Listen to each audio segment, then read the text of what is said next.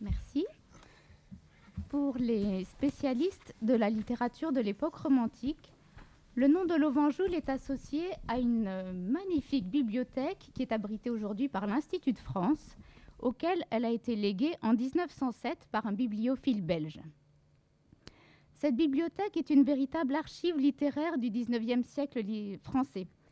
Et elle offre aux chercheurs autorisés, près de 1500 manuscrits, dont la quasi-totalité de ceux de Balzac, 40 000 ouvrages imprimés dans leur état originel et environ 1 millier de titres de journaux, ainsi que quelques souvenirs qui sont consacrés aux 3 piliers de la collection, Balzac, Théophile Gautier et George Sand.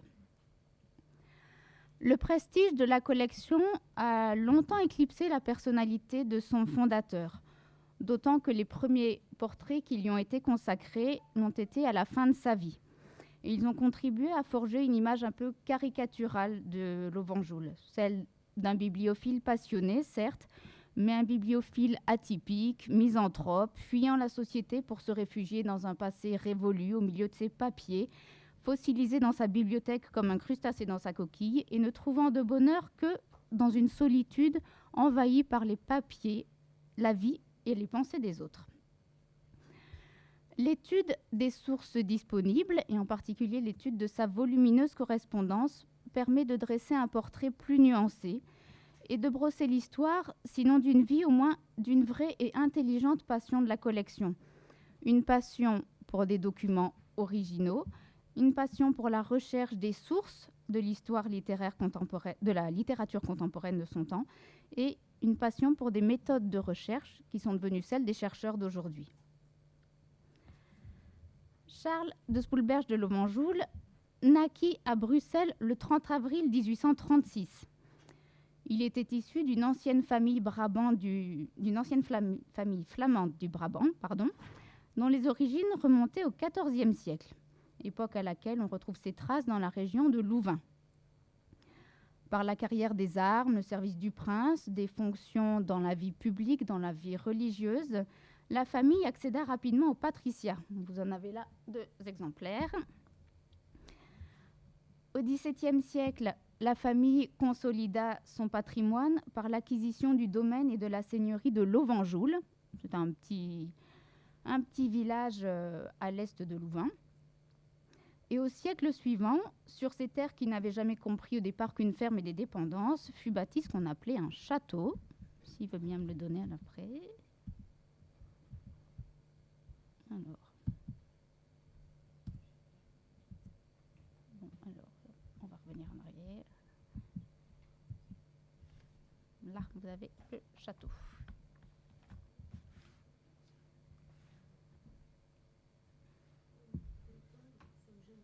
Ah non, vous voyez, oui, mais surtout que c'est clair.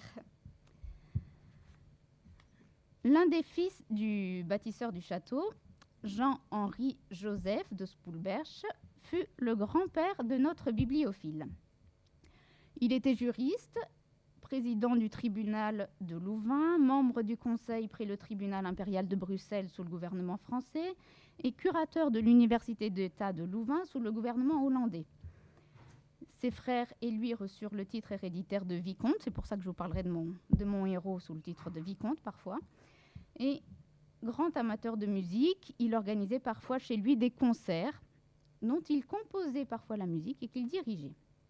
Donc on a là son portrait grandeur nature que notre bibliophile avait au fond de son bureau et qui le représente avec une partition de musique, que vous voyez plus ou moins sur ma diapo, posée sur la table. Ce Jean-Henri Joseph eut 3 enfants, notamment 2 fils, Maximilien, le père du bibliophile, et un autre décédé sans postérité. Les 2 garçons partageaient avec leur père la passion de l'horticulture. Maximilien, devenu propriétaire du domaine principal, l'agrandit, aménagea un parc d'allure romantique, installa une orangerie, ferma le parc de barrières en fer forgé et surtout peupla le parc d'essences indigènes et exotiques, près de 2000 au total, qui en ont longtemps fait un parc protégé.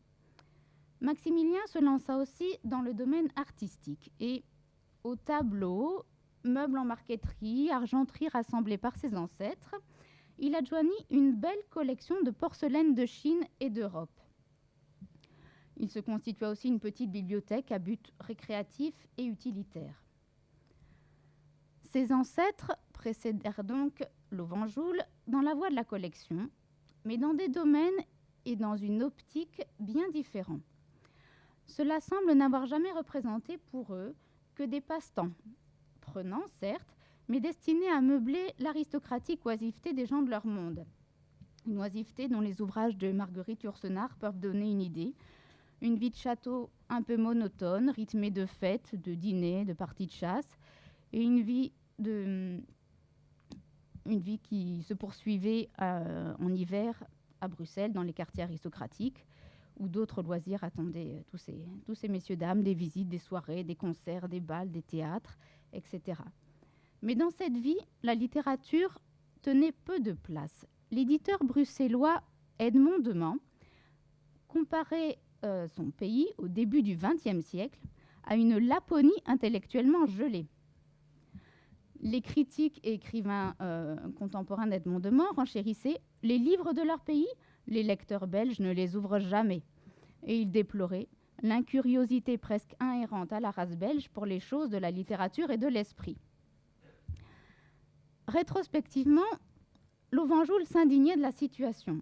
Et dans un pamphlet qu'il intitula Contre l'oisiveté, il fustigea, je cite, « l'influence héréditaire de plusieurs générations livrées à la vie inutile toujours si occupée ». Il regrettait l'absence d'éducation des enfants favorisés, qu'on ne poussait à aucun travail intellectuel, mais auxquels on donnait des exemples de dissipation, de frivolité, leur inculquant la soif des jouissances matérielles, le succès par et pour l'argent.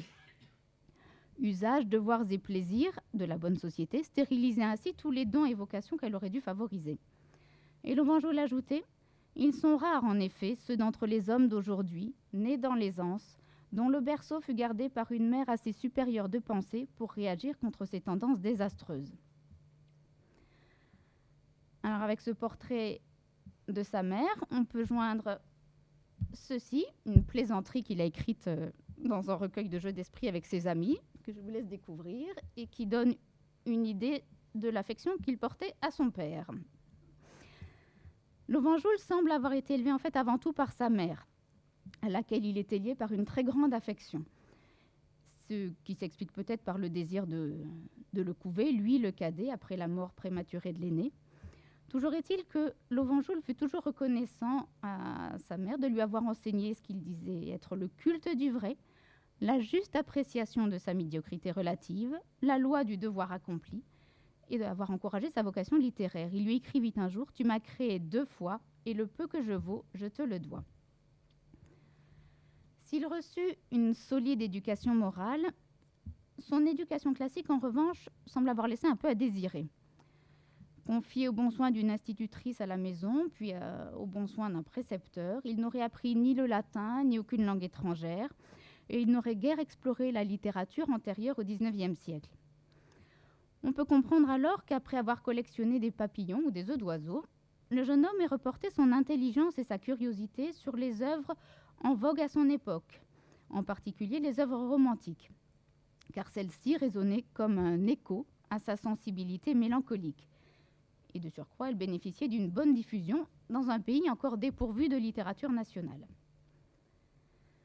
Lovenjoul se distingua très tôt de ses compatriotes de 3 points de vue. D'abord par son ardeur à la lecture, ensuite par la constitution d'une bibliothèque relativement importante pour un jeune homme, et par des goûts qui le poussaient donc vers la littérature romantique que les gens de son monde avaient plutôt tendance à considérer comme l'infâme réceptacle de réputations douteuses et de vies manquées. Lovenjoul commence à adresser, alors qu'il avait 14 ans, le catalogue de sa collection, qu'il intitula « Catalogue de la bibliothèque de M. Charles de Spoelberch ». 5 ans plus tard, sa bibliothèque comptait 1121 livres. Alors les 155 premiers correspondent à la bibliothèque classique d'un jeune homme dont on cherche à former la culture générale. On a des œuvres complètes, des œuvres choisies d'auteurs classiques, des dictionnaires, quelques œuvres de ou sur Walter Scott, des récits de voyage, etc. En revanche, à partir du numéro 156, Lovenjoul avait à cette époque-là 16 ans, on voit les écrivains romantiques, les écrivains à la mode, envahir les pages de son catalogue. Et déjà, on voit se dessiner ses préférences. Ses auteurs les plus présents sont ceux qui lui tiendront à cœur tout au long de sa vie, c'est Gautier et George Sand. Ensuite, dans l'ordre, il y a Souvestre, Émile Souvestre, Alphonse Karr, Lamartine, Madame de Girardin, Nerval, Stendhal, Musset, Mérimée, Dumas fils, Murgère, Sainte-Beuve, Champfleury ou Marmier. On sait que Lovenjoul aimait beaucoup Théophile Gautier, dont il admirait le style. Il l'appelait un maître ciseleur. Il aimait beaucoup George Sand, dont il appréciait le talent. Son intérêt pour Nerval et Stendhal, en revanche, est plus atypique parce qu'ils étaient peu appréciés des lecteurs français du temps. Et Balzac, qui sera un des piliers de sa collection, n'était pour le moment présent dans cet ensemble que par quelques titres et encore aucun de ses romans. Dans cette bibliothèque en plein essor, il y a aussi pas mal de journaux. Parce que Lovenjoul vouait une telle admiration à Théophile Gautier qu'il s'était mis en tête de rassembler tous ses textes, ou du moins de les repérer et de les lister. En une pareille entreprise relevée d'une gageure, quand on connaît le caractère si fécond de Gautier, qui en plus avait éparpillé sa prose et ses vers, sans toujours les signer dans un certain nombre de périodiques. Mais Lovenjoul, qui n'avait que 17 ans, n'hésita pas à se lancer dans l'entreprise. Et il osa même un jour envoyer une lettre de remontrance à Théophile Gautier pour l'encourager à réunir tous ces textes éparpillés. Il lui dit sincèrement, monsieur, comment un homme de votre valeur peut-il se décider à laisser ainsi ses œuvres incomplètes ou interrompues et prépare-t-il volontairement une aussi rude besogne au collectionneur de l'avenir ? Pour repérer... Pour constituer sa liste, qui était appelée à devenir une somme bibliographique plus tard, Lovenjoul se heurtait à deux écueils. Il cherchait à repérer deux choses, les ouvrages imprimés de Gautier et ses articles. Pour repérer les ouvrages imprimés, l'outil théoriquement le plus adapté aurait dû être la bibliographie de la France. Mais Lovenjoul constata rapidement que rien n'était plus mal exécuté. Il avait des mots assez durs à ce sujet. Ce recueil, qui devrait être le répertoire complet de l'imprimerie française, est devenu depuis bien des années un tissu d'omissions, de fautes et de double emploi. Quand une œuvre littéraire y est inscrite, c'est le plus souvent en deuxième ou troisième édition. Et puis, repérer les articles dispersés dans la presse était encore plus ardu. Lovenjoul le constatait, il n'existe nulle part d'archives vraiment complètes où se retrouvent tous les journaux français ou même seulement parisiens. Alors pour remédier aux inconvénients de la situation, Lovenjoul imagina des solutions. D'abord, s'abonner à un, puis plusieurs périodiques. Il aura jusqu'à 60 abonnements par an. Soit s'adjoindre les services d'un libraire commissionnaire à Paris, mais ça je vais y revenir. Et enfin, procéder lui-même à des recherches, à des dépouillements systématiques dans les collections des cabinets de lecture, des bureaux des journaux et dans les bibliothèques et archives d'institutions comme la Bibliothèque impériale, du corps législatif ou du ministère de l'Intérieur. Alors, évidemment, pour ça, il fallait venir à Paris. Et dès les années 1850, il prit l'habitude, avec sa mère, d'y effectuer 1 à 2 séjours par an. C'est sans doute à l'occasion de l'un de ces séjours que Lovenjoul aurait fait une rencontre décisive en la personne de l'éditeur Michel Lévy. Lovenjoul disait avoir été inventé par lui. C'est à lui que je dois ce que je suis. Je lui en ai une éternelle reconnaissance. Son portrait est toujours à côté de moi. En développant mon penchant pour la bibliophilie, Michel Lévy a donné un but utile à ma vie. Il m'a procuré 40 années de parfait bonheur. C'est Michel Lévy qui m'a le premier encouragé. Je veux dire que c'est lui qui m'a inventé. Je ne l'oublierai jamais. La correspondance croisée des deux hommes existe. Elle permet de retracer leur amitié, mais elle ne couvre que les 10 dernières années de la vie de l'éditeur, qui est mort en 1875. Or, Lovenjoul et Michel Lévy se seraient rencontrés vers 1853 ou 1855, donc beaucoup plus tôt. L'histoire de leur rencontre nous est connue, alors par plusieurs biais. On a une hypothèse qui pourrait être le rôle joué à Bruxelles par certains exilés politiques français, notamment Noël Parfait, qui est devenu le bras droit de Michel Lévy. Il existe aussi une légende, qui est assez plaisante, qui raconte que Lauvanjoul, jeune homme, aurait assisté à Louvain à une représentation de Phèdre, dans laquelle jouait l'actrice Rachel. Et fasciné par la représentation, il aurait suivi l'actrice, il serait monté dans le train qui devait la ramener vers la capitale belge. Il se serait assis en face d'elle avec son ouvrage, il aurait engagé la conversation, il se serait présenté. Et Rachel, un peu amusée, lui aurait dit « Venez me voir dans mon salon quand vous viendrez à Paris ». Il y serait allé et c'est là qu'il aurait rencontré Michel Lévy, dont Rachel était la maîtresse. Plus prosaïquement, c'est sans doute en raison de la fréquence de ses visites à la librairie de Michel Lévy que Lauvanjoul aurait été remarqué par l'éditeur. Celui-ci lui aurait demandé un service, retrouver un texte d'un petit romantique, Murgère, pour compléter un volume en cours de préparation.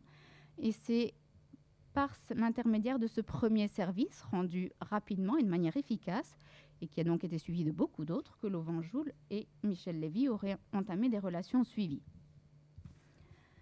Alors, à l'époque, Michel Lévy était donc un tout jeune homme de 20 ans, à peu près. Michel Lévy, en revanche, âgé de 35 ans, était déjà l'un des plus importants éditeurs de son siècle. Il avait commencé sa carrière en pratiquant la vente ambulante, il avait fondé un cabinet de lecture, puis une librairie, laquelle librairie venait d'inaugurer de nouveaux locaux rue Vivienne en 1855. Et à cette époque, les affaires de Michel Lévy étaient en pleine ébullition. Il se dotait d'un réseau de vente provincial, international, d'un groupe de presse. Il développait et diversifiait sa production, qui était à l'origine uniquement théâtrale, en mettant en œuvre une politique d'édition des œuvres complètes d'un certain nombre d'auteurs de son temps. Et puis, il était à la veille d'éliminer une partie de la concurrence en rachetant la librairie nouvelle de Jacotet et Bourdilia sur le boulevard des Italiens. Un tel achat devait lui assurer un emplacement de choix sur un boulevard très fréquenté, dans un quartier que les travaux haussmanniens transformaient en cœur des affaires de la capitale. Il devait surtout lui permettre de reprendre à son compte le fonds de la librairie, et notamment l'édition des œuvres complètes de Balzac, grâce à laquelle Michel Lévy allait lancer sa propre édition dite définitive des œuvres du romancier. Michel Lévy ne pouvait pas tout traiter lui-même, il s'entourait donc d'une équipe de qualité, sa famille, son frère Kallmann, plus tard ses neveux, et puis aussi tout un ensemble d'érudits, de gens de lettres, qui apportaient leur concours scientifique aux entreprises de publication. Et c'est cet ensemble d'érudits que Lauvanjoul rejoignit rapidement. Michel Lévy sut deviner assez rapidement l'intérêt de la passion du vicomte et donner des conseils propres à la développer. De manière très concrète, on voit dans ces années-là la collection de Lauvanjoul prendre des proportions qu'elle n'avait pas avant. En l'espace de 10 ans, elle passe de 1000 et quelques volumes à 7000. Les abonnements vont croissant, donc jusqu'à 60 par an. Et puis surtout, Lauvanjoul met en place de nouveaux outils. D'abord, il se dote d'un nouveau catalogue qui va l'accompagner jusqu'à la fin de ses jours, et un catalogue enrichi d'annotations bibliographiques. Et puis, il se met à tenir toutes sortes de listes. La liste des auteurs qui sont présents dans sa collection, la liste de leurs ouvrages, avec mention de leur numéro dans la bibliographie de la France, la liste des omissions de la bibliographie de la France, le catalogue de ses périodiques, le répertoire des articles dits littéraires et des feuilletons des principaux journaux, et un minutieux ensemble de notes et de documents bibliographiques par ordre alphabétique des auteurs. Par ses acquisitions, par son classement, par son dépouillement, la bibliothèque de Lauvanjoul s'est transformée assez rapidement en ce qu'on appellerait aujourd'hui une banque de textes doublée d'une base de données bibliographiques et qui correspondait parfaitement aux besoins d'une maison d'édition moderne comme celle de Michel Lévy. De surcroît, l'ensemble était bien servi par les compétences précieuses de Lauvanjoul, qui put ainsi apporter sa contribution aux publications courantes et aux entreprises d'œuvres complètes de Michel Lévy. Lovenjoul apportait sa contribution en fournissant des dates, en fournissant des listes de titres qui n'étaient pas réimprimés ou pas réunis en volume, des listes d'articles. Il vérifiait l'exactitude de certains textes ou leur caractère inédit ou inachevé. Il fournissait aussi régulièrement des copies d'articles qu'il allait chercher dans les bibliothèques parisiennes ou dans son archive à lui. Il lui arrivait aussi de prêter certains documents de sa collection qu'il faisait voyager par la poste. Et puis, Michel Lévy l'autorisa même parfois à composer certains volumes. Il lui laissait carte blanche pour faire sa composition. L'éditeur n'avait qu'à se louer de cette aide. À propos de la collation des articles de Berlioz, il lui écrivit « Vous êtes vraiment ma providence bibliographique et j'espère que cette fois encore vous me découvrirez une foule de raretés littéraires, de petites curiosités oubliées. » Et le vicomte se souvenait avec orgueil des mots par lesquels il était accueilli à chacune de ses arrivées à Paris. « Eh bien, vous n'êtes pas encore ruiné ? Vous savez que si cela vous arrive, je vous offre 8000 francs d'appointement chez moi. » Cette collaboration permit aux collectionneurs d'obtenir, par l'intermédiaire de Michel Lévy, quelques faveurs d'auteurs vivants, par exemple des plaquettes tirées à petit nombre d'exemplaires ou alors non mises dans le commerce. Mais au-delà de ces enrichissements ponctuels, la collaboration de Lovenjoul aux entreprises de Michel Lévy lui prouva combien sa collection avait une utilité dépassant largement son plaisir personnel. Elle lui permit de donner un but à sa vie et elle fut pour lui une école de formation. Elle fut une école de formation de 2 points de vue. Elle lui permit de découvrir des méthodes de recherche et elle l'introduisit à l'univers balzacien. Lovenjoul, désireux d'asseoir ses travaux sur une base scientifique, s'était initié avec rigueur, en autodidacte, à la bibliographie. Il essaya même de publier les résultats de ses premières recherches, consacrées à Vigny, Musset et George Sand, dans des revues belges, mais de façon anonyme, ou alors sous le pseudonyme de bibliophile Isaac. Ces articles rencontrèrent peu d'écho, ils furent source d'ennui plus que de satisfaction. Cela échauda donc le vicomte, qui se tourna désormais vers la voie royale de la reconnaissance, qui était celle de Paris. En attendant, il plongeait dans l'œuvre de Balzac. Michel Lévy avait le désir de procurer une édition dite définitive, qui comprenait la comédie humaine, le théâtre, les contes drôlatiques et la correspondance. Mais il avait le souci de composer un travail de référence qui ne froisse pas la susceptibilité des héritiers et qui soit rentable. Lovenjoul fut donc le témoin de choix qui amenèrent la suppression de certains morceaux jugés incorrects ou redondants. Il n'osa pas contredire Michel Lévy, mais tâcha de défendre une vision différente. Offrir l'intégralité d'une œuvre était, à son avis, une question d'honnêteté intellectuelle envers l'auteur comme envers le public. Et accompagner une œuvre complète d'un apparat critique lui semblait indispensable. Un appareil critique qui aurait compris, selon lui, des dates, des variantes, des notes, des citations de fragments. Ce qu'on trouve aujourd'hui, ce qui nous paraît une évidence aujourd'hui, mais qui l'était moins à l'époque. Et il écrivit un jour « Vous annulez à mon avis des fragments des plus curieux. Ce sont les premières idées de Balzac qu'il a délayées plus tard. Mais la rédaction étant autre, je les aurais conservées. Ceux qui auraient reconnu cette similitude auraient été rares et cela l'aurait apprécié. » À quoi Michel Lévy répondit « Cela ne dira absolument rien au lecteur, si ce n'est au bibliophile. » Lovenjoul était têtu et c'est avec ses idées en tête qu'il aborda l'édition des œuvres complètes de George Sand chez le même Michel Lévy. L'entreprise n'aboutit pas en raison du décès de la romancière, mais Lovenjoul eut le temps de discuter avec Sand du classement de ses œuvres. Non sans heurts. Face à celui qu'elle appelait affectueusement l'insupportable bibliophile, qui plaidait toujours pour une édition exhaustive de ses œuvres, la bonne dame de Nohant refusait d'encombrer le travail de petits riens insignifiants littérairement parlant.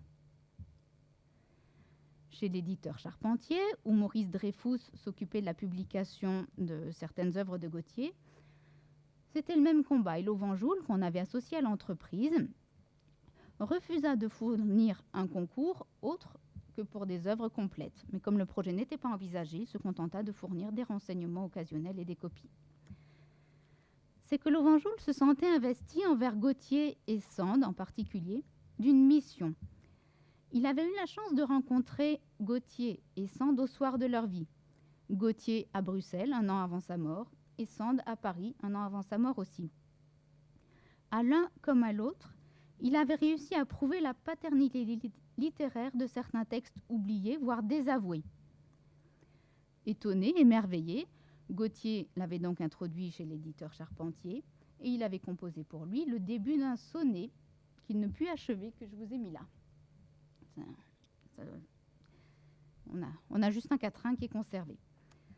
Et George Sand avait offert ce portrait d'elle à Lovenjoul avec la dédicace que vous voyez en dessous au vicomte de Lovenjoul, un souvenir bien affectueux. Et George Sand avait ajouté « Mes enfants auront pour règle dans l'avenir tout ce que vous aurez établi d'accord avec moi ».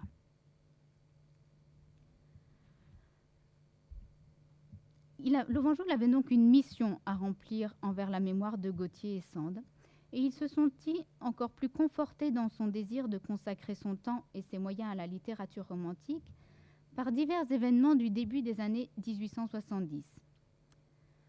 La guerre de 1870 et la Commune, d'abord, lui firent craindre pour le devenir des archives de la maison éditoriale de Michel Lévy. Il proposa même à Michel Lévy de transporter toutes ses archives éditoriales chez lui à Bruxelles pour les garder à l'abri. Sa conscience de la fragilité, de la vulnérabilité du patrimoine écrit qui était l'objet de sa collection en fut d'autant plus aiguisée. Ensuite, le vicomte perdit les premiers témoins de son entrée en bibliophilie, Michel Lévy en 1875 et ses parents en 1873. Si le décès de sa mère lui fut une épreuve difficile, ce fut une épreuve qui lui assura une belle situation financière. Il hérita d'une fortune foncière et immobilière conséquente qui lui donnait largement les moyens de ses ambitions. Enfin, à près de 40 ans, Lovenjoul épousa une jeune femme de 23 ans, issue d'une des meilleures familles de Belgique, Madeleine Durcel, dont le grand-père maternel avait été ambassadeur de France en Belgique sous la monarchie de Juillet. Le mariage rendit à Lovenjoul une certaine joie de vivre, qu'il partagea avec George Sand. Il semble s'être assez bien entendu avec son épouse, et s'ils n'eurent pas d'enfants, ils partageaient tous deux le même goût pour les loisirs studieux.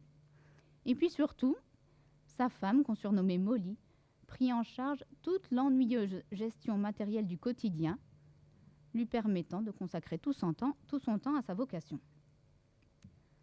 D'un point de vue pratique, tout pouvait sembler pour le mieux. Lovenjoul n'avait pas de problème financier. Il bénéficiait d'une réelle tranquillité d'esprit grâce au soutien de sa femme. Seulement, il était belge.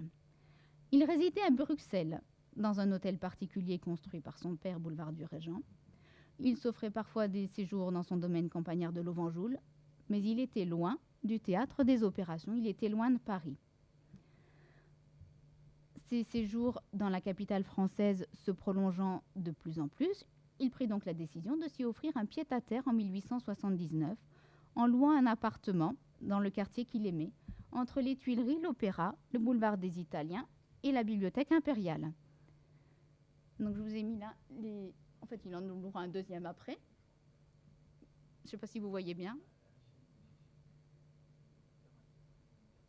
Donc on voit les différentes librairies de Michel Lévy, les logements de Lovenjoul et l'Opéra, la Comédie Française, etc. Le pied-à-terre à Paris n'était pas suffisant non plus. Pour mener à bien la tâche qu'il s'était fixée, Lovenjoul avait décidé, dès 1854, alors qu'il avait 18 ans seulement, de s'assurer à Paris des services d'un libraire commissionnaire chargé par lui d'effectuer des recherches, des achats et de lui envoyer chez lui les trésors rassemblés. Le commissionnaire en question opérait sur les indications de Lovenjoul, comme le prouve un extrait de lettre que je vais vous lire, qui était relatif à la recherche d'un volume de contes d'un auteur bien oublié aujourd'hui, Monsieur de la Calprenède. Le nom d'auteur est un pseudonyme. L'ouvrage est par Ernest Praron. Comme tous les livres de cet auteur sont publiés chez Michel Lévy, je pense que ce libraire pourra vous le faire avoir. Si ce moyen ne réussit pas, veuillez vous adresser au bureau de la Revue contemporaine, rue de Choiseul numéro 21. Praron collabore à cette revue, qui a parlé dans son numéro du 15 courant du petit volume en question. Peut-être vous indiquera-t-on là l'adresse de l'auteur, chez qui vous l'aurez facilement. Enfin, la Revue de Paris a parlé de cet ouvrage dans son numéro du 1er février. En vous adressant à son bureau à la librairie Nouvelle, vous pourriez aussi en avoir des renseignements. J'espère que tous les détails précédents suffiront pour vous procurer cet ouvrage auquel je tiens beaucoup. Et on avait tout un luxe de détails, de pistes à explorer pour la trentaine d'ouvrages qui étaient évoqués dans la même lettre. Et Louvangeoul avait 18 ans à l'époque. À partir de 1869, Louvangeoul mit au point une organisation encore plus méthodique, dont le pivot central était un commissionnaire parisien, un autre, qui était chargé des recherches et de la réunion dans ses locaux des documents destinés à Louvangeoul, qu'il devait ensuite confier à un autre intermédiaire pour expédition en Belgique, où un troisième libraire assurait la réception et la livraison boulevard du Régent. Le libraire en question, qui était en service en 1869, servit Louvangeoul pendant quasiment 30 ans. Et sa succession donne pas mal de soucis aux collectionneurs. On a une lettre destinée à expliquer le service attendu aux possibles remplaçants. Je peux vous lire quelques extraits. C'est une lettre qui doit faire une grosse dizaine de pages dans sa version manuscrite. Louvangeoul explique « Un ballot par grande vitesse m'est adressé ici à la gare du Midi chaque samedi. Je puis vous donner la formule de la lettre de voiture, car la moindre négligence dans sa rédaction et celle de l'adresse de destination me crée ici des ennuis sans fin. Par grâce, que l'envoi soit remis à temps à la gare du Nord à Paris. Sans cela, retard d'1 jour et par suite, bouleversement de tous mes travaux réglés de la semaine qui sont la règle et la loi de ma vie. Je tiens à avoir un intermédiaire spécial et personnel à Paris qui y prenne mes intérêts, reçoive pour moi, et garde avec soin jusqu'au samedi, les choses souvent précieuses littérairement parlant que mes amis me font remettre par lui. Enfin, qui puisse et veuille bien solder pour moi les petites factures d'autographe, d'abonnement dont je le prie de se charger.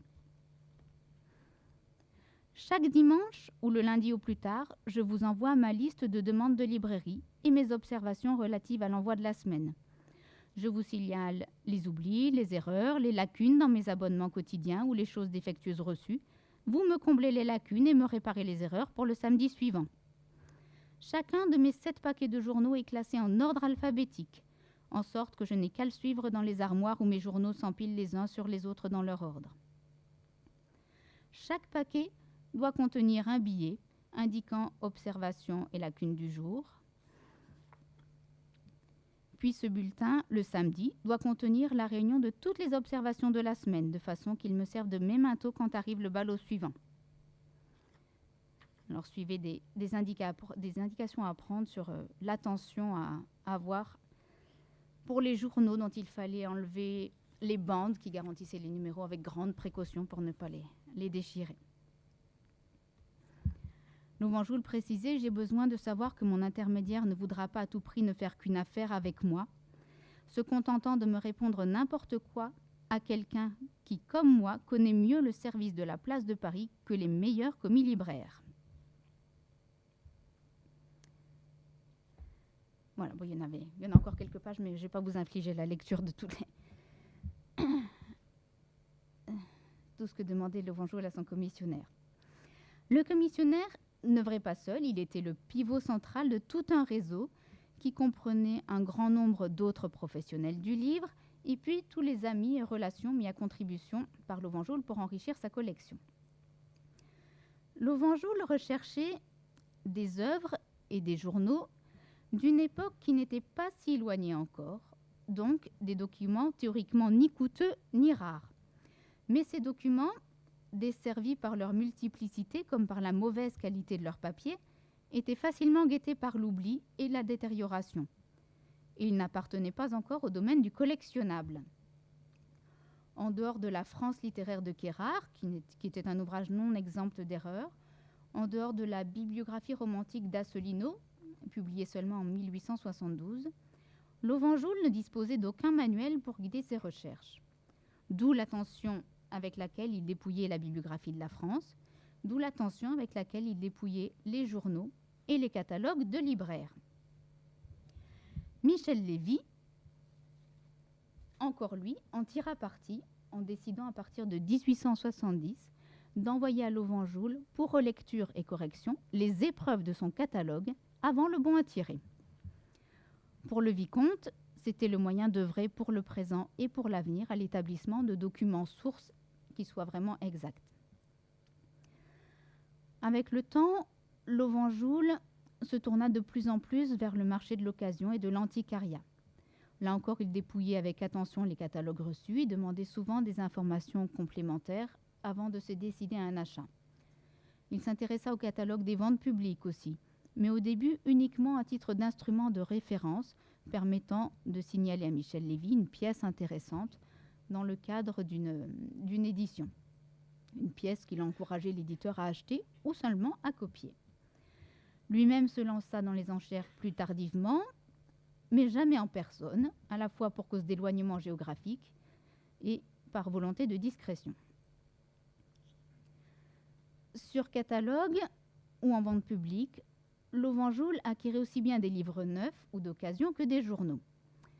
Ce fut vraiment le fondement de sa collection. Les autographes n'y entrèrent que dans un second temps, avant d'en devenir le fleuron.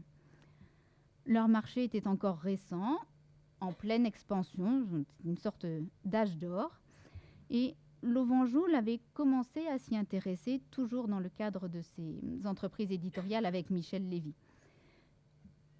Mais à ce moment-là, seul comptait pour lui la sauvegarde du texte même. Donc une copie d'autographe lui suffisait amplement. Et un feuilleton publié en journal avait à l'époque, à ses yeux, une valeur équivalente à celle d'un manuscrit. Par exemple, un jour qu'il envoyait à Michel Lévy un feuilleton de Dumas fils, il lui dit « Je vous recommande précieusement ce précieux roman. Il est inconnu à force d'être introuvable. J'y tiens autant qu'il est possible de tenir à quelque chose. Et si je devais le perdre, ce serait un grand désastre pour ma petite archive. » Dans le même temps, il avait répondu à une offre d'autographe de l'éditeur Dreyfus. « Merci, je ne les collectionne pas. » Pourtant, c'est grâce au même éditeur Dreyfus que Lovenjoul se lança en quête des autographes quelque temps après. L'éditeur lui communiqua en 1875 des lettres de Gautier assez proches qu'il lui proposa de lire et de copier avec le commentaire suivant. Elles n'ont généralement aucun intérêt pour la publication. Elles sont d'un style ultra familier et contiennent souvent des expressions qu'il est difficile de supprimer et plus difficile encore de remplacer. Ce sont pour la plupart des objets de curiosité, et s'il en est un certain nombre qui ont un intérêt de publication, outre qu'elles sont les moins nombreuses, elles contiennent des détails qui ne regardent pas le public. Maintenant, vous n'êtes pas le public, et je ne crois rien manquer au respect dû aux convenances en vous offrant de vous communiquer ces lettres et d'en prendre copie. Je les ferai bien copier ici, mais je ne veux pas les confier à des mains étrangères. Chez vous, la chose me paraît plus simple. Cette correspondance fut pour Lovenjoul une révélation. Elle renfermait toute la vérité de Gautier dans son intimité. Elle apportait la preuve de son humanité, qui était un peu controversée à l'époque, et en même temps elle expliquait les conditions de jeunesse de son œuvre. Elle était pour Lovenjoul le moyen de rendre justice à son poète préféré. Et quelques mois plus tard, on voit Lovenjoul commencer à demander des renseignements au sujet de personnes susceptibles de lui fournir des autographes de Gautier, de George Sand et de Balzac. C'est la même année qu'il procéda à sa première grande acquisition de manuscrits auprès du secrétaire de Sainte-Beuve, qui lui céda des lettres de George Sand, un dossier sur les amants de Venise, des manuscrits, des cours, de la correspondance, un bel ensemble qu'il paya 4 500 francs au lieu des 7 000 initialement demandés. Car Lovenjoul, bien formé pour ça par Michel Lévy, tint toujours tout au long de sa vie à payer ce qu'il appelait le juste prix. Le marchand d'autographes Charavet prit contact avec lui à ce moment-là. Ce fut le prélude à de longues houleuse mais fructueuse relation, car Lovenjoul était donc assez redoutable en affaires. Et parce qu'il avait l'ambition de rassembler une collection aussi complète que possible, il négocia assez durement avec ses libraires un traitement de faveur systématique. Il demanda qu'on lui propose les pièces de Balzac, Gautier et Sand avant tout catalogage et de préférence à tout autre amateur. Pour se procurer des autographes, Lovenjoul ne se contenta pas des achats sur catalogue. Il se mit à participer aussi aux ventes publiques.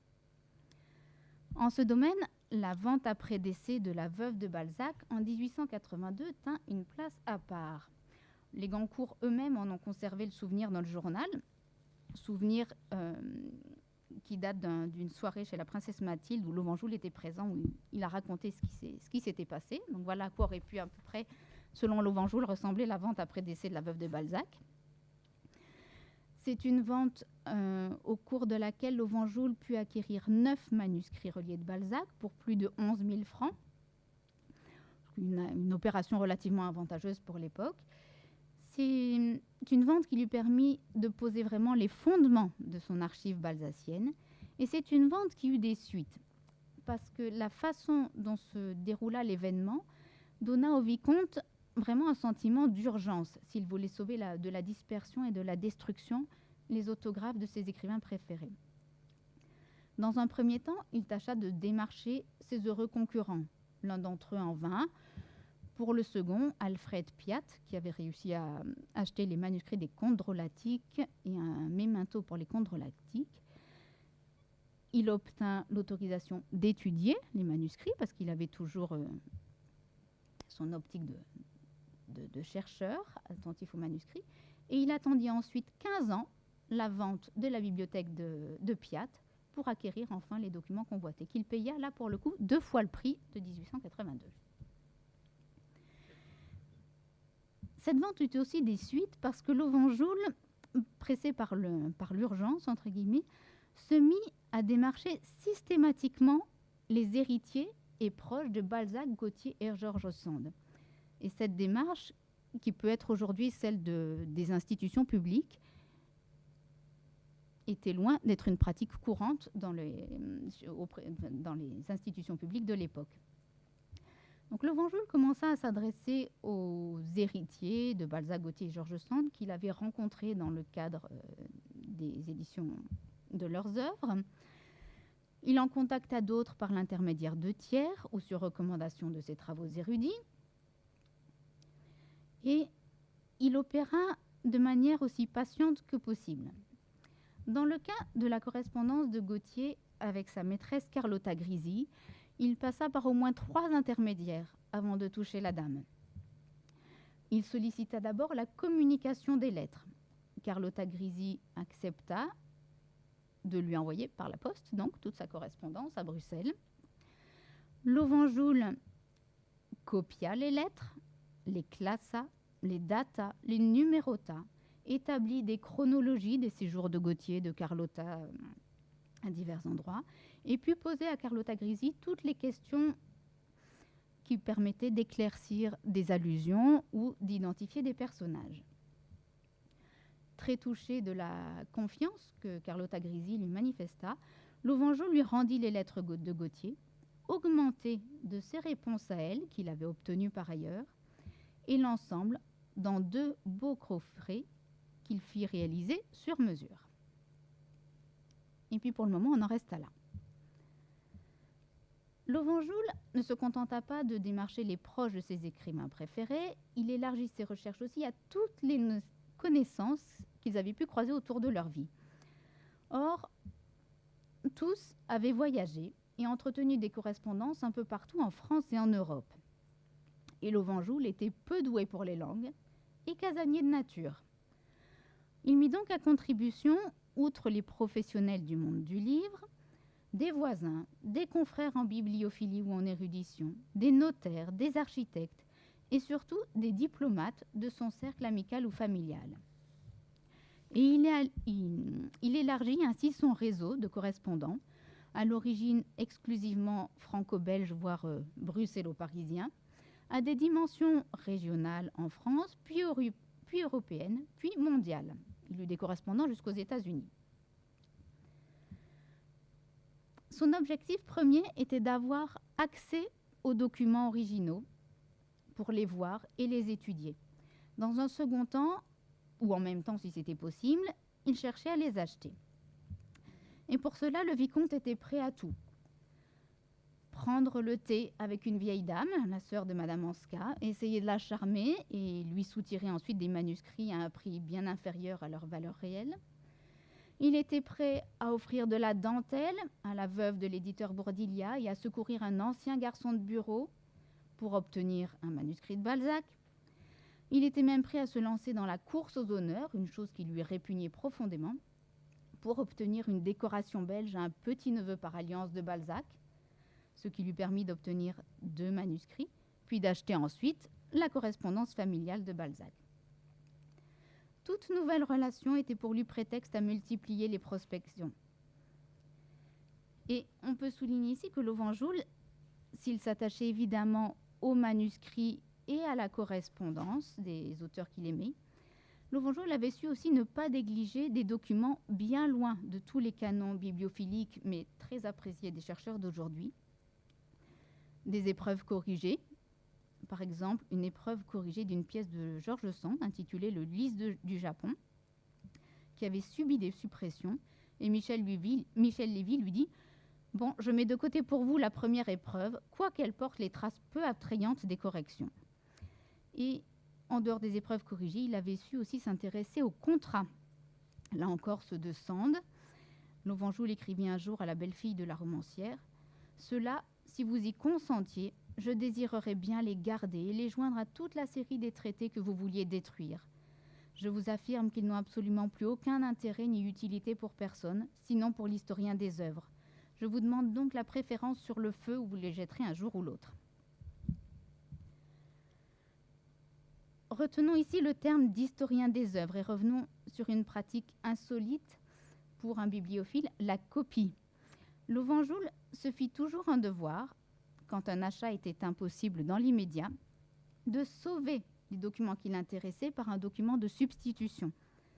Alors, le terme renvoie à une pratique bibliothéconomique, archivistique, qui est très contemporaine, mais qui n'est pas exagérée, appliquée à son cas. Lovenjoul en usa régulièrement, donc en cas d'achat manqué ou pour accéder à un manuscrit jalousement gardé à l'étranger que son propriétaire ne voulait pas faire sortir de ses murs. Et à propos d'un manuscrit de Balzac qui est conservé en Italie, Lovenjoul envoya sa nièce, qui était mariée à un diplomate en poste là-bas, copier le manuscrit en lui disant « L'œuvre est publiée, je n'en désire le texte original qu'afin de faire une étude littéraire comparée entre le premier jet et la version définitive. » Car Lovenjoul agissait vraiment en collectionneur autant qu'en chercheur. Sa participation à l'édition des œuvres complètes de Balzac, de Sand, lui avait permis d'étudier les textes de près, de s'intéresser aux sources utilisées pour les établir, et il avait conservé par-devers lui tout le matériel accumulé, tout cet apparat critique écarté par Michel Lévy qui voulait lui offrir une production accessible au grand public. Lovenjoul choisit alors de valoriser ce qui lui semblait si important et intéressant, et il proposa, en guise de complément aux œuvres complètes de Balzac, une histoire des œuvres de Honoré de Balzac. Le projet aboutit en 1879. Il connut 2 rééditions corrigées et augmentées. La critique apprécia l'ouvrage, en particulier le fait que la sécheresse de la nomenclature bibliographique disparaissait sous la richesse des détails et la citation des variantes des pages abandonnées. Et puis, pour la première fois, l'histoire des œuvres était signée, et elle était signée Charles de Lovenjoul. Lovenjoul en prépara une autre pour Gautier, là encore très encensée par la critique, puisque les journalistes qui en rendirent compte apprécièrent de voir chaque œuvre de Gautier dotée de son état civil précis, complet, d'y voir la citation de nombreux fragments inédits, de variantes. Et à défaut d'en recevoir une rémunération conséquente, Lovenjoul obtint la reconnaissance du monde littéraire. une reconnaissance qui se traduisit par l'octroi de la Légion d'honneur et par le couronnement de ses travaux par un prix de l'Académie française. Encouragé à poursuivre dans sa voie, Lovenjoul produisit régulièrement des articles qu'il réunissait ensuite en volumes, des articles fondés sur l'étude des pièces de sa collection et sur ses recherches personnelles. Il prépara aussi, avec le rêve de l'avoir publié un jour, une édition des œuvres complètes de Théophile Gautier. Il avait classé, daté tous les textes, préparé et estimé le nombre de volumes, le nombre de pages nécessaires, mais aucun des éditeurs ou imprimeurs contactés n'eut le courage de s'engager dans l'aventure. Même chose pour George Sand. Le projet qui avait été abandonné chez Michel Lévy était quasiment prêt chez lui. Lovenjoul était resté en lien avec ses héritiers, avec les héritiers de George Sand. Et il essaya régulièrement de leur souffler sa conception, la conception qu'il avait de la publication des œuvres. Il écrivit un jour à la belle-fille de Sand: « Je considère la publication de cette correspondance non seulement comme opportune, mais même absolument nécessaire. Le point sur lequel nous différons est celui qui touche au côté intime de sa vie et la limite où la publicité devrait s'arrêter sur eux. Lorsqu'on a été la personnalité la plus remarquable peut-être de son temps, on appartient à l'histoire, et c'est un devoir pour ceux qui le peuvent de faire connaître le plus et le mieux possible la personne vraie. Il serait coupable, à mon sens, d'enlever de la correspondance toute une partie et de n'y laisser autre chose que le côté exclusivement littéraire, très remarquable sans doute, mais qui n'apprendra rien de nouveau sur son génie ni sur son incomparable style. Sa correspondance intime, au contraire, ferait connaître à tous son grand cœur, sa nature élevée. Croyez-le bien, Madame Sand n'a rien à craindre du grand jour. Il est évident cependant qu'il y aurait pour le moment un choix à faire et que tout ne pourrait paraître aujourd'hui, mais ce ne devrait être là, me semble-t-il, qu'un ajournement motivé par des convenances passagères. Un jour devrait venir où sa famille elle-même pourrait sans encourir aucun blâme tout publier, et cette heure-là, dût-on l'attendre 20 ans, ne devrait être pourtant qu'attendue. Tel est du moins mon avis. Enfin, madame, cette correspondance ne doit pas craindre d'être volumineuse, car on ne peut douter de son très grand et très légitime succès de librairie. Alors évidemment, Lovenjoul n'eut pas de gain de cause à l'époque. Les héritiers préférèrent s'en tenir à des volumes de lettres choisis et toilettés comme il fallait, comme on faisait à l'époque. Et il ne fallut pas attendre 20 ans la mise au jour de la correspondance de George Sand, mais plutôt 100 avec le travail de Georges Lubin. Si Balzac, Sand et Gautier n'étaient plus, Lovenjoul se rendait compte donc que toucher à leur vie en exhumant des documents ou de la correspondance heurtait facilement à la sensibilité des héritiers et rendait aussi frileux les éditeurs. Lovenjoul avait préparé la publication des lettres de Balzac à Madame Anska. Il les avait déchiffrées, classées, et elles furent dévoilées au grand public dans la Revue de Paris, qui appartenait à la maison Calman-Lévy, publiées ensuite en volume, et il s'en mordit les doigts, parce que le minutieux travail d'éditeur scientifique qu'il avait préparé n'avait pas été respecté. L'éditeur avait coupé dans son texte. Dans le même temps, Lovenjoul avait essayé de publier 2 études balsaciennes qui donnaient à voir un autre Balzac que celui qu'on se représentait sous les traits d'un moine en robe de bure. Figurait notamment dans l'une de ces études un article de Baudelaire intitulé « Comment on paie ses dettes quand on a du génie ». Alors, ce fut une source de forte tension avec la maison Calman-Lévy. Paul Calman-Lévy lui écrivit « Une mauvaise action est toujours une mauvaise action, qu'elle soit mise au jour par la maison Calman-Lévy ou la maison Ollendorff. Vous devez avoir comme moi le souci de la gloire de Balzac, et vraiment je ne trouve pas digne de vous de chercher ainsi à le déshonorer. Vous montrez dans cette brochure un Balzac qui n'a aucun rapport avec la littérature, manquant à ses engagements commerciaux. Je ne crois pas qu'il soit digne ni de vous ni de nous d'exhumer un pareil épisode qui peut nuire à sa mémoire. » À contre-cœur, Lovenjoul céda, mais davantage par pitié pour la maladie nerveuse dont souffrait Paul Calman-Lévy que parce qu'il était raisonné par son correspondant. D'autres hostilités éclatèrent peu après à propos de l'aventure vénitienne de George Sand avec Musset, puisque Lovenjoul avait en sa possession des documents qui lui permettaient d'écrire ce qu'il appelait la véritable histoire de Elle et lui, dans laquelle Sand était la figure la plus excusable. Son manuscrit avait été accepté, par principe, dans la Revue de Paris, mais le caractère explosif du sujet, en tout cas à l'époque, fit craindre au directeur de la revue un procès. Alors Paul Kalman-Levy demanda au directeur de la revue de relire le texte. Et le directeur fit des coupes, des suppressions, des modifications qui rendirent Lovenjoul furieux. Alors il retira son texte et le fit paraître ailleurs. Cela aboutit à une nouvelle tempête avec la maison Kalman-Levy et à la rupture des relations éditoriales.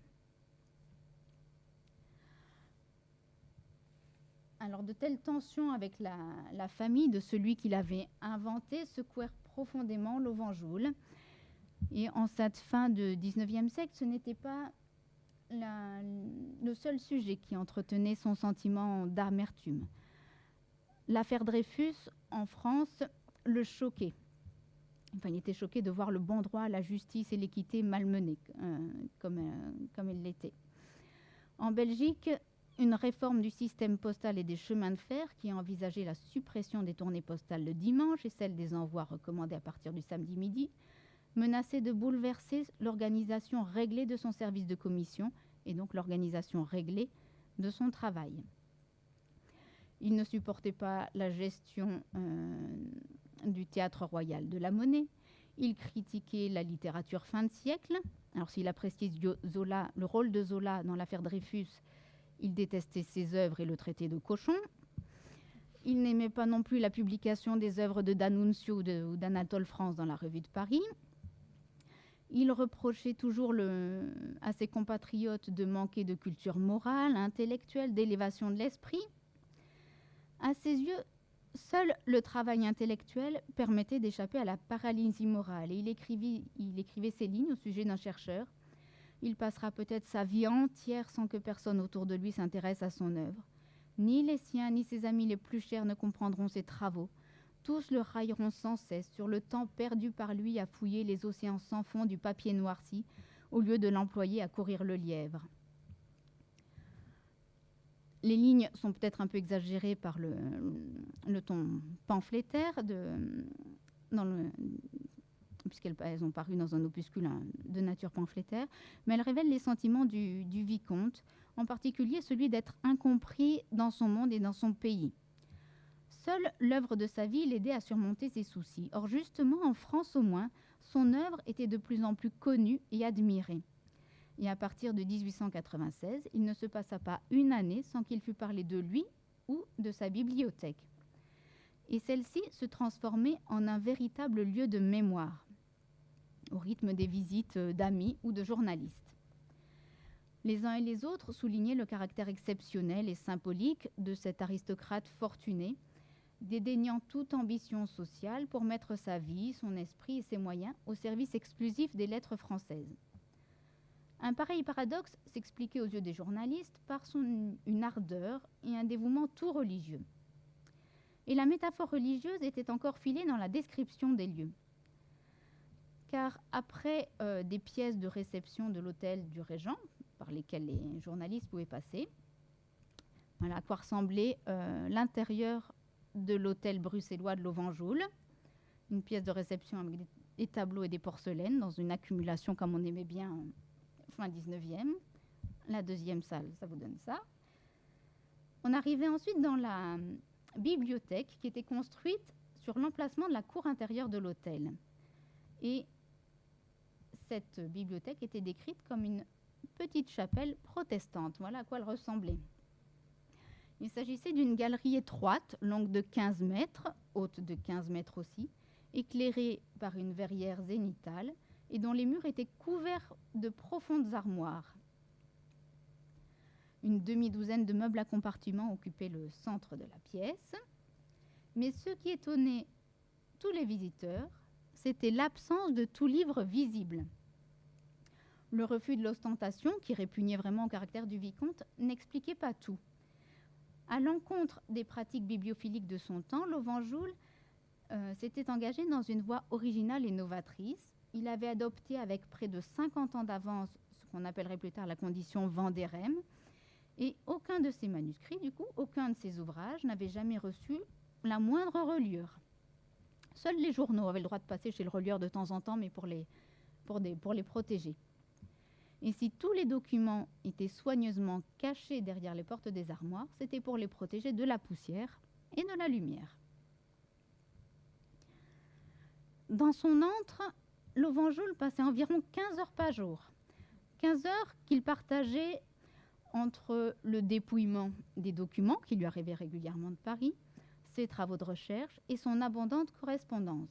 Donc des correspondances avec ses libraires ou ses intermédiaires chargés de quêter pour lui des trésors littéraires, correspondance aussi avec un nombre croissant de chercheurs et d'érudits qui avaient besoin d'un renseignement ponctuel, de consulter des papiers, voire d'une expertise. À la fin du siècle, on voit des libraires lui demander son avis sur des pièces avant la mise en vente.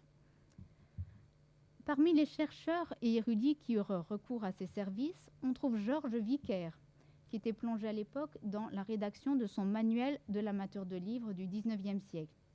Il le sollicita de façon quasi ininterrompue pendant 10 ans pour confirmer une date, s'assurer de la complétude ou non d'une collection, de la présence ou pas d'une préface dans un ouvrage, pour connaître le lieu de consultation d'un ouvrage introuvable, ou pour demander la collation de textes absents de la Bibliothèque nationale ou de l'Arsenal. Il lui demandait aussi de relire certaines notices.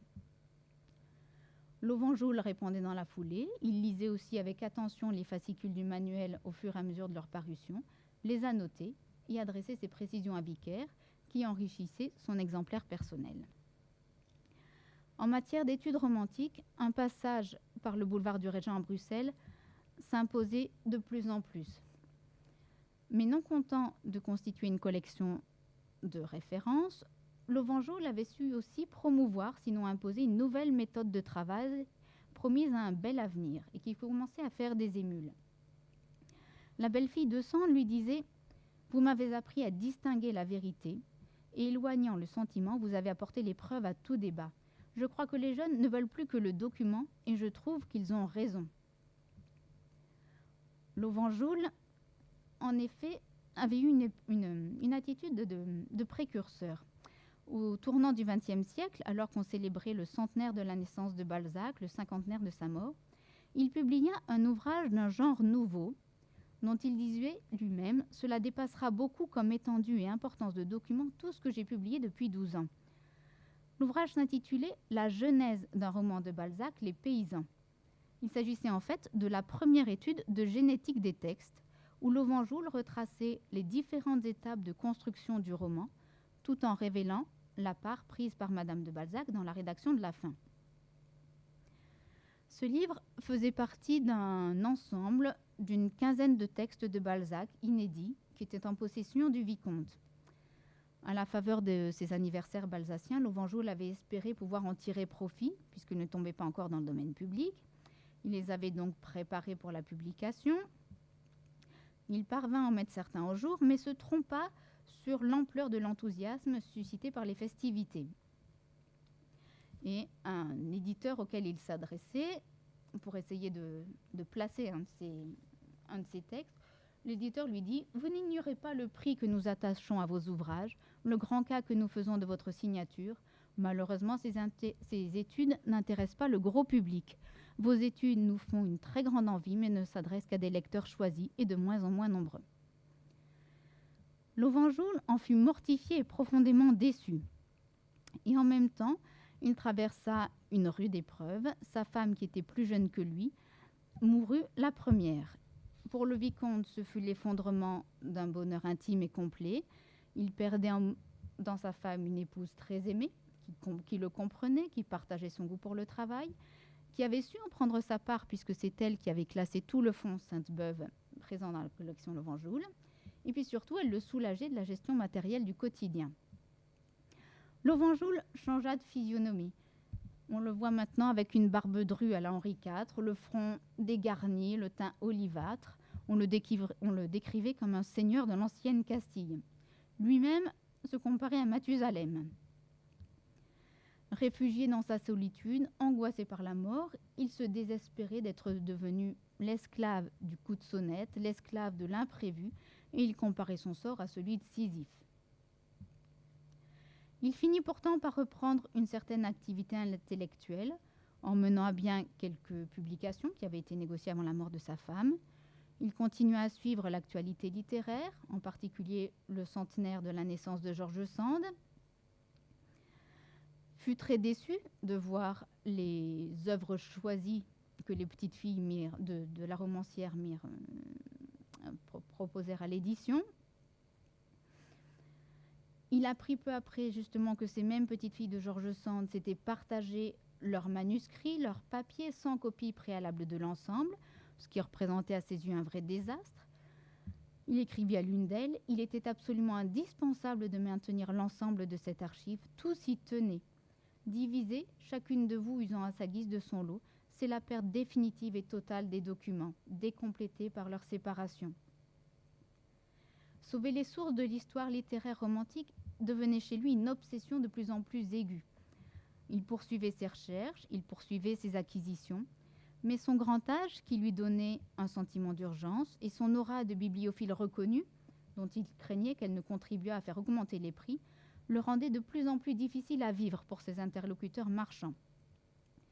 Les marchands d'autographes Charavet en particulier en firent les frais. Lors de négociations engagées à la fin de sa vie, Lovenjoul en arriva à imposer ses estimations et ses prix aux libraires, qui le rendaient par ailleurs bien responsable de la hausse de la cote des manuscrits de Balzac. Mais Lovenjoul s'estimait en droit d'agir ainsi pour deux raisons. D'abord, son archive était destinée à être publique, elle commençait de fait déjà à l'être en accueillant des chercheurs, et lui-même s'en considérait déjà davantage comme le conservateur plutôt que comme le propriétaire. L'idée de léguer à la France le fruit du labeur de toute sa vie était née progressivement. Il n'avait pas d'enfants, il était entouré d'une famille qui partageait sa passion de la collection, mais pas celle de la littérature. Il ne souhaitait pas du tout livrer sa collection aux enchères. Et puis, il avait été marqué par le fait que Victor Hugo avait légué l'ensemble de ses papiers à la BN en 1885. Et il avait été très marqué aussi par le geste du duc d'Aumale, qui avait annoncé en 1884 léguer sa demeure et ses collections à l'Institut de France. C'est un geste qui avait eu un grand retentissement dans le monde des lettres et qui n'avait pas manqué de toucher Lovenjoul, à tel point qu'il avait dit au Lévy, en négociant la cession des lettres de Balzac à Madame Anska, « Vous pouvez bien penser que je n'ai pas passé ma vie entière à réunir une archive littéraire comme la mienne pour l'exposer à être dispersée après moi ou tomber dans des mains ignorantes de son intérêt. Je chercherai et trouverai certainement une combinaison pour assurer son intégrité et sa conservation dans le genre de celle dont le duc d'Aumale vient de donner un si bel exemple. » Et c'est effectivement ce qu'il fit. Une dizaine d'années après, il annonça son intention de léguer ses trésors littéraires et de léguer à l'Institut de France. Il avait été dissuadé de léguer sa collection à son pays, à la suite d'une mésaventure à l'Académie belge, à laquelle on l'avait présenté sans qu'il soit au courant, ce dont il avait été très vexé. Et donc, il finit par choisir le château de Chantilly, donc l'Institut de France. C'était une manière de placer sa collection sous le patronage du prince des bibliophiles. C'était aussi une façon éclatante de la légitimer, alors qu'elle était si peu considérée dans son pays. C'était la faire admettre comme un élément du patrimoine littéraire national français. Alors, après j'ai la fin. Mais là, on arrive au bout. Donc, Lovenjoul fit connaître ses volontés à l'Académie française. Il fit venir chez lui des académiciens, donna une assise juridique à son geste, par codicille ajouté à son testament. Et puis, donc il aborda l'année 1907 de manière assez sereine. Cette année-là, sachant sa collection acceptée par l'Institut de France, il publie un nouvel inédit balzacien. Il eut la joie de trouver les contes de Balzac. Il se rendit ensuite à sa cure annuelle dans le Puy-de-Dôme et c'est là qu'une attaque le terrassa. Il expira le 3 juillet 1907. Lauvanjoul n'était plus, mais sa collection, elle, demeurait bien vivante. Selon son souhait, elle déménagea en France, à Chantilly d'abord, puis quai de Conti. Elle fut ouverte aux chercheurs et surtout, elle continua à s'enrichir. L'Institut fit l'acquisition du manuscrit de Louis Lambert l'année de la mort de Lauvanjoul, et puis des dons affluèrent, notamment la correspondance de Flaubert, léguée par sa petite nièce, des archives de François Bulloz, des archives sandiennes de Georges Lubin, pour n'en citer que quelques-uns. Et par ces accroissements réguliers, comme par les travaux scientifiques qu'elle suscite, la bibliothèque de Lauvanjoul reste promise à un bel avenir. Verhaeren lui-même l'avait prédit au vicomte, « L'heure viendra, comme dit Hugo, et cette heure sera pour vous ceci, votre nom sera inséparable de l'immortalité du romantisme. » Je vous remercie de votre patience.